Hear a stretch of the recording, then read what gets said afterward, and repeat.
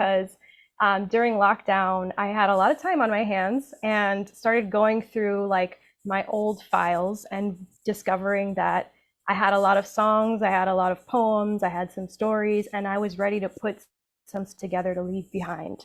I Mm-hmm. didn't want to, go without sharing some of that, you know? And so then Mm-hmm. for me, it became like, what is the piece that I want to create, and like what's the message, what's the purpose of it? And two things have come from that. One that's already complete, and the other one that's still kind of in development.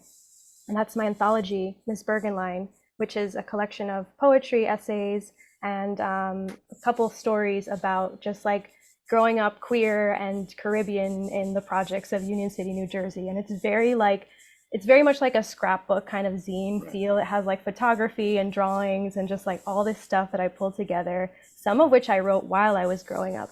And for me, that was about like creating something for the next generation of kids like me to have, Right. because growing up like reading about, when I wasn't out yet, like reading about queer authors like James Baldwin and Tennessee Williams, I was like, oh my gosh, they were just out there like living and writing about it, and you know what I mean, like, Mm-hmm. wow, that's so cool, and now I get to read their bio. And so that gave me a lot of strength, and a lot of hope, and eventually the courage to just like be myself.